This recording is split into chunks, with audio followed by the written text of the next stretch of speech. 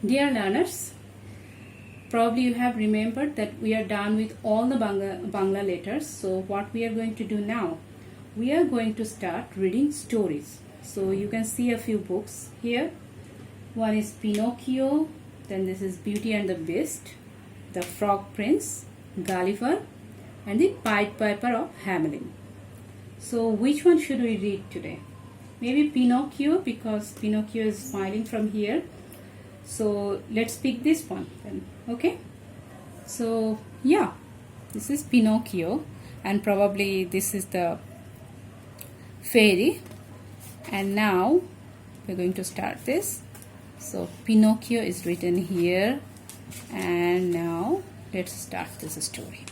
Okay. এক দেশে এক বুড়ো কারিগর ছিল। সে কাঠের খেলনা বানাতো। নাম তার জেপাত্তো। একদিন সে একটা কাঠের পুতুল বানালো। পুতুলটা দেখতে একেবারে একটা বাচ্চা ছেলের মতো। বুড়ো কারিগর পুতুলটার নাম দিল পিনোকিও। বুড়ো পুতুলটার জন্য একটা জামা আর জুতো বানালো। জামা জুতো পরানোর পরই কি অবাক কাণ্ড! পুতুলটা আপনা থেকে কথা বলতে শুরু করলো। সারা ঘরে ঘুরে ঘুরে নাচতে লাগলো আর কথা বলতে লাগলো। বাবা, বাবা!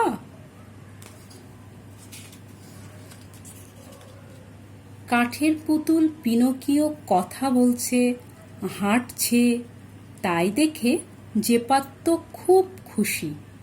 পিনোকিওকে বলল, আজ থেকে তুমি স্কুলে যাবে। কিন্তু স্কুলের বই কেনার টাকা নেই বুড়ো কারিগরের কাছে। সে তার কোটটা বিক্রি করে পিনোকিওকে বই কিনে দিল। একদিন স্কুল থেকে ফেরার পথে পিনোকিও দেখল একটা বিরাট তাঁবু ফেলা হয়েছে। সেখানে পুতুল নাচ হবে।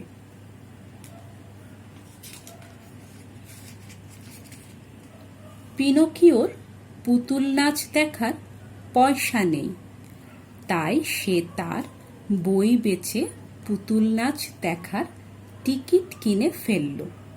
তাঁবুর ভেতরে ঢুকে পিনোকিও মঞ্চে অনেক পুতুল দেখতে পেল।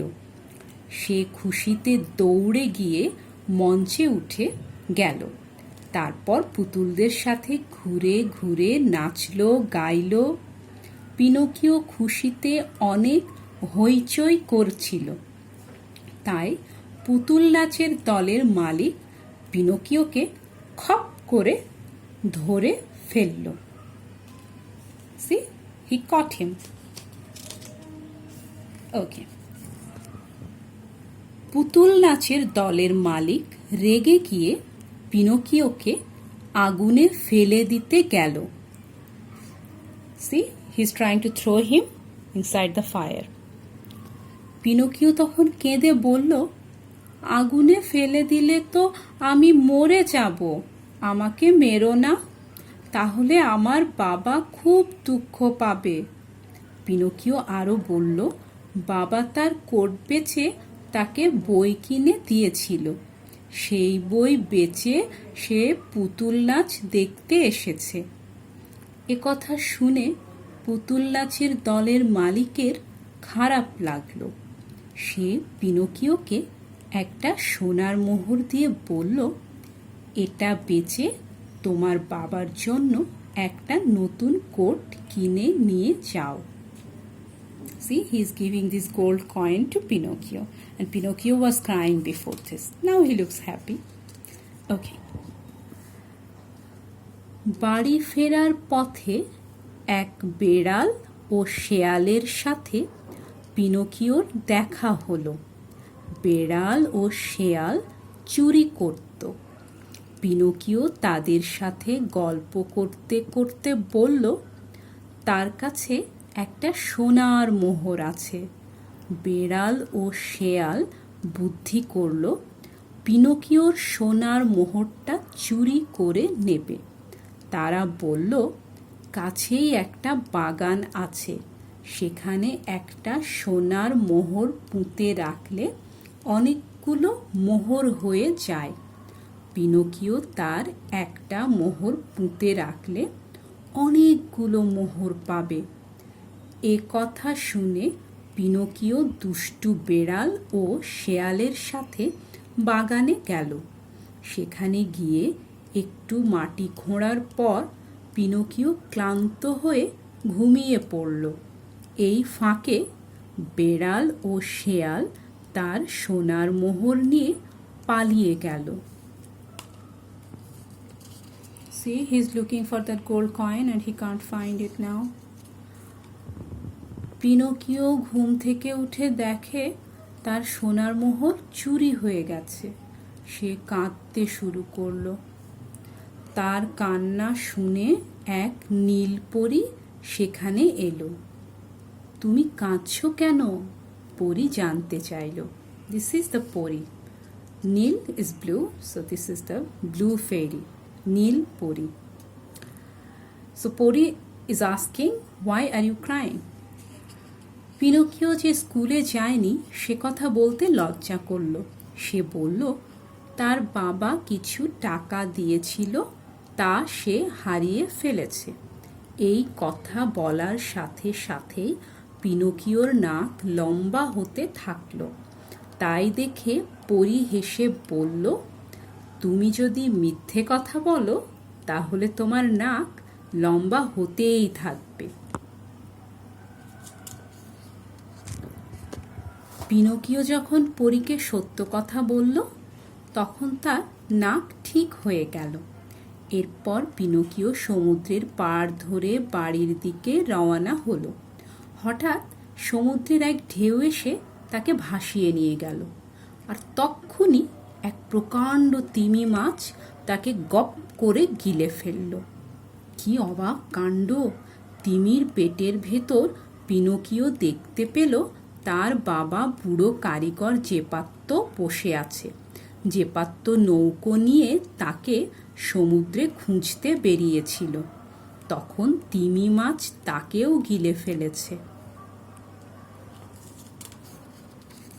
এক সময় তিমি মাছটা ঘুমিয়ে পড়ল।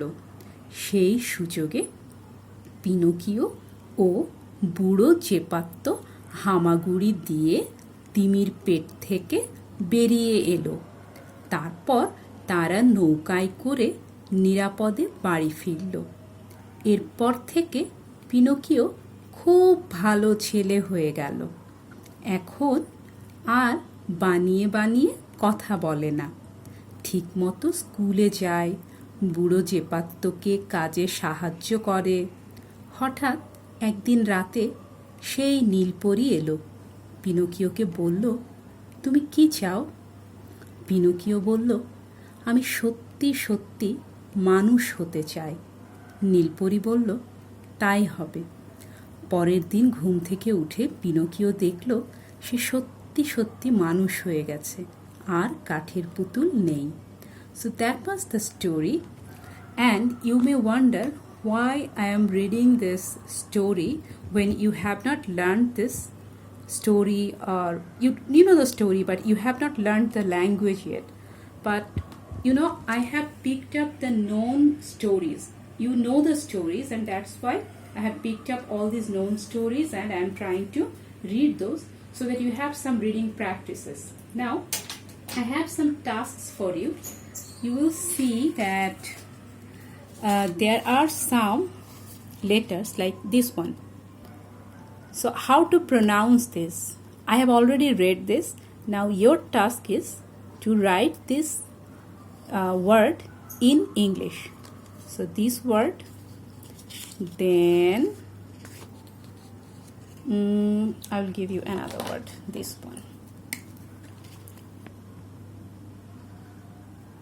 Yeah, try to write this one. Let me know which raw I am talking about, the palatal one or the other one. Okay, is there any other one for you? This one. So these words which are painted in orange, you will have to write this for me. But let me explain these words for you. So like here,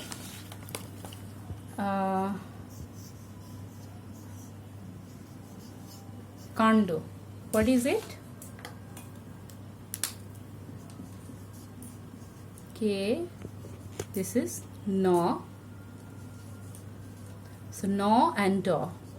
No plus do together is like this. Okay. This one, jepatto. How to write this? This is this one. So this means to plus to. This is jepatto.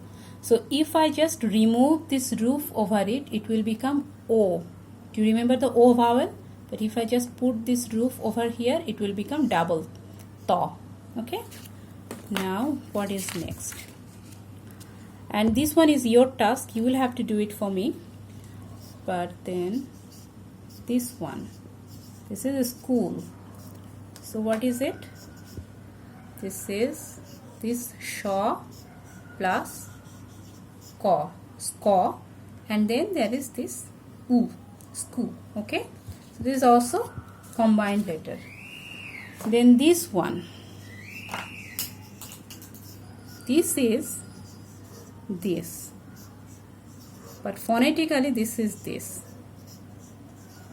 That means no, that means N plus CH sound, oncho. So this was monche. Okay, so if I write this, that means moncho, and here it is written monche. Okay, and this is your task, the orange one. You will have to write it in English for me. So just do the phonetics. Okay, is there anything? So this one, okay, this one is, see, this means this sha plus to. So sha and to, this is the palatal to. Then this is klanto, this one. So let me write this.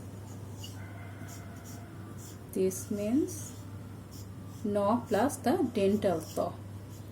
Klanto. Klanto means tired. Dushtu means wicked. Dushtu is wicked. Klanto means tired. Okay. This one. This is lomba. Lomba means tall. So mo bo. That means there is mo plus bo sound. And you know this, right? I have taught you in the last few lessons. Okay, I have talked about this one. So you will have to write it in English letters. You will have to let me know what is this word. I don't need the meaning, but just do the phonetics. And also do this. Okay, what is the pronunciation of this? So probably you know what are the words. Okay, let me write the tasks for you so that you know. Okay, so these are the tasks. Then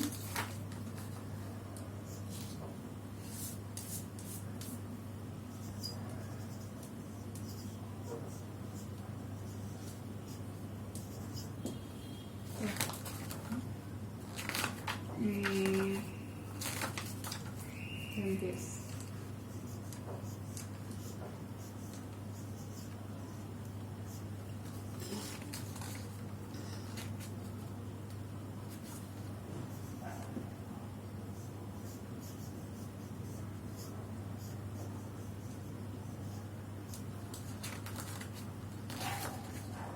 Yeah, these are your tasks, and as you have noticed that this time I have not painted the vowel signs with green.